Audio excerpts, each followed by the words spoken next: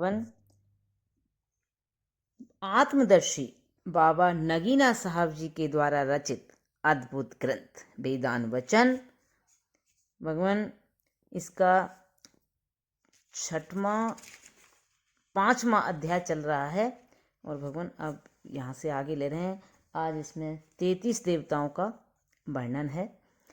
फलतः ये 11 देवता अपनी असंख्य सेना के साथ हमारे राजभृत्य यानी सहचर, पूर्ण सेवक, भोग के साधन, भोग रूप हैं और हम भी उनके भोक्ता हैं। जब तक हमारे कर्मों यानी भोग का अंत नहीं होता तब तक उसी तरह भोग देते इस संक्षिप्त राजधानी में काम करते हैं और जब हमारे पुण्य समाप्त होते हैं तो ये चल देते हैं और इस यात्रा के कारण वे सब मित्र कुटुंबियों को रुलाते और चिखवाते हैं। इसी कारण इनका नाम रुद्र देवता है, क्योंकि जो रुलाता और क्रंदन करवाता हो, चिखवाता है, उसी को रुद्र कहते हैं। और यह स्पष्ट है कि उन्हीं के प्रस्थान करने के कारण मृत्यु होती है और कुटुंबी जन रोते तथा चिल्लाते हैं।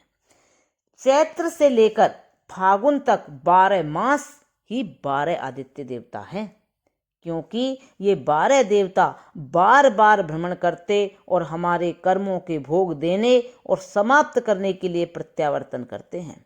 इन्हीं के परिभ्रमण के कारण नियत समय पर हमारे कर्म अपने भोग देने के लिए हम पर प्रभावशाली होते हैं और वसु देवता क्रम से परिवर्तित होकर भौतिक शरीर के रूप में हमारे भोग की हवेली बनते हैं और रुद्र देवता भोग के साधन रूप इसमें जमा होते हैं और बालक से युवा और युवा से बूढ़े होते हैं।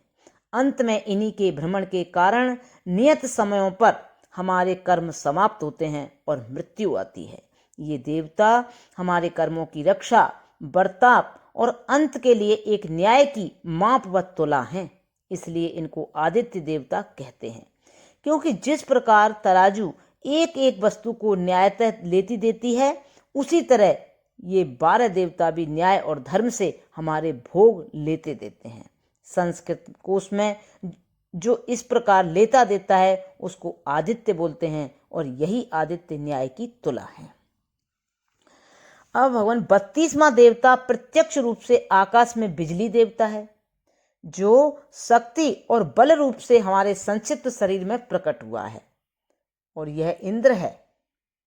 इसी के कारण हम कुश्ती करते और युद्ध विग्रह करते हैं और शत्रुओं पर विजय लाभ करते हैं। और यही देवता धावा पृथ्वी अर्थात ध्यो और पृथ्वी पर प्रजापति का पुत्र, देवताओं का सेनानायक और हमारी सेना का भी प्रधान सेनापति है और इसी से हम हर काम में सहायता मांगते हैं और यही हमारा पूज्य और आराधना करने योग्य है और यही देवलोक में देवराज कहलाता है। 33वां देवता प्रत्यक्ष प्राण देवता है, जो महाप्राण व महादेव है और यही प्रजापति है और यही समस्त देवताओं की माता है। इसी कारण इसको अदिति कहते हैं और यही इन सब का पिता है। इसी कारण इसको प्रजापति बोलते हैं और यही सब का मूल है। क्या देवता, क्या पितर, क्या पुत्र, उसी की शाखाएं और उसी की डालियां हैं। यह एक ही अनेक प्रकार का होकर समस्त संसार में फैला हुआ सब में सब कुछ करता है। यही वसु देवता रुद्र होकर सबके भोगों का घर अर्थात पिंड और ब्रह्मांड रूप हो रहा है और यही 11 रुद्र रूप देवता होकर सबके भोग का साधन और यंत्र यानी करण है। यही 12 आदित्य होकर प्रत्येक के भोग के लेन देन में न्याय की तुला है। यही सब में बल रूप होकर देवराज इंद्र हैं। वही हम में प्राण रूप होकर हमारा जीवन, हमारा पिता है और हम उसी के पुत्र, उसी के रूप हैं। इस प्रकार यह एक ही महाप्राण रूप परमेश्वर 33 देवता रूप और 5 पिता रूप होकर वैश्वानर विराट भगवान देखने में आता है। इन देवताओं का विवरण जो ऊपर वर्णन किया गया है हमारी अपनी कपोल कल्पना नहीं, वरन याज्ञवल्क्य मुनि ने जो उच्च कोटि का वेद वेत्ता है, साकल ब्राह्मण के प्रश्न में उसे स्पष्ट किया है। क्योंकि हम सुनते हैं कि राजा जनक की सार्वजनिक सभा में साकल ब्राह्मण ने जो द्वेष और क्रोध से दग्ध हुआ था, याज्ञवल्क्य से देवताओं का सूक्ष्म प्रश्न किया था। याज्ञवल्क्य मुनि ने इस गुप्त रहस्य को सार्वजनिक सभा में प्रकट कर दिखाया था। भीतर से जले भुने साकल ने कहा कि हे याज्ञवल्क्य, देवता कितने हैं? मुनि जी ने कहा, जितने वैश्यदेव की निवेद में कहे गए हैं उतने ही देवता हैं। निवेद शास्त्र में उन मंत्रों के समुदाय को बोलते हैं जो देवताओं के नाम वैश्यदेव शास्त्र में नियत करते हैं। फिर उसने कहा, संक्षेप से कहो। कहा, संक्षेप से 33 देवता हैं। और कहा, और भी संक्षेप करो।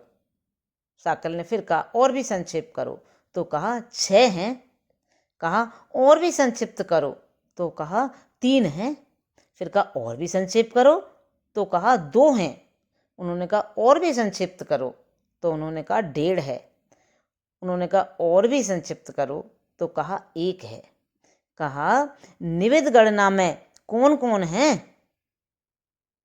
उन्होंने पूछा, निवेद गणना में कौन कौन है जो 33 बताए थे? कहा, वे सब इन्हीं 33 की विभूतियां हैं। कहा, 33 कौन से हैं? कहा, 8 वसु देवता हैं, 11 रुद्र हैं, 12 आदित्य हैं, 1 इंद्र है और 1 प्रजापति है। 8 वसु, 11 रुद्र, 12 आदित्य, 1 इंद्र और 1 प्रजापति, ये 33 हो गए। कहा, 8 वसु कौन से हैं? कहा, अग्नि, पृथ्वी, वायु, अंतरिक्ष, सूर्य, चंद्र, देवलोक और नक्षत्र, ये 8 वसु हैं। इन्हीं में सब बसे हैं, इस कारण से वसु देवता कहलाते हैं। कहा, 11 रुद्र कौन से हैं? कहा, 10 इंद्रियां हैं जो मनुष्य में ज्ञान इंद्रियां और कर्म इंद्रिय के रूप में प्रकट हो रही हैं, और 11वां मन है। जब ये देह से चल बसते हैं तो रुलाते हैं, इसलिए रुद्र कहलाते हैं। कहा, आदित्य कौन से हैं? कहा, यही 12 महीने हैं, यही सबकी आयु को लेते देते हैं, इसलिए आदित्य कहलाते हैं। कहा, इंद्र कौन है? कहा, जो गरजता है वही इंद्र है। कहा, गरजता कौन है? कहा, जो चमकता है और बरसता है। अच्छा। कहा, प्रजापति कौन है? कहा, यज्ञ। कहा, यज्ञ कौन है? कहा, जो प्राणी है वही यज्ञ है। कहा, 6 देवता कौन से हैं जो उनको इनका भी संक्षेप है, जो इनका भी संक्षेप है? कहा, 6 देवता कौन से हैं जो इनका भी संक्षेप है? अच्छा। कहा, अग्नि, पृथ्वी, वायु, अंतरिक्ष, सूर्य और देवलोक है। कहा, इनके भी संक्षेप 3 कौन हैं? कहा, 3 लोक हैं, देवलोक, सूर्यलोक मिलकर परलोक हैं। देवलोक और सूर्यलोक मिलकर परलोक हैं, और पृथ्वी तथा अग्नि मिलकर इन अर्थात नीचे का लोक है। अच्छा। अंतरिक्ष और वायु मिलकर मध्य लोक है, और समस्त देवता इन्हीं का तेज व प्रकाश है। कहा, 2 संक्षेप पूर्वक कौन से देवता हैं? कहा, प्राण और रई यानी अन्न। प्राण और अन्न। कहा, 1.5 कौन है? कहा, जो चलता है। कहा, क्यों 1.5 है? कहा, जो आप बेपरवाह यानी स्वच्छंद हो और दूसरों के लिए दाता हो, वही 1.5 होता है। प्रत्येक श्वास जो भीतर जाता है जीवन का सहायक है, प्रत्येक श्वास जो बाहर निकलता है स्वतः आनंददायक है, इसलिए यह वायु ही दाता है, और यही 1.5 है। यदि यह न हो तो कुछ भी जीवित न हो। कहा, 1 कौन है? कहा, प्राण है, यही ब्रह्म है, यही अदृष्ट परमेश्वर है, इसी को संस्कृत में त्यद बोलते हैं। प्रणाम भगवान। अब यहाँ से आगे कल लेंगे। ओम शांति शांति शांति।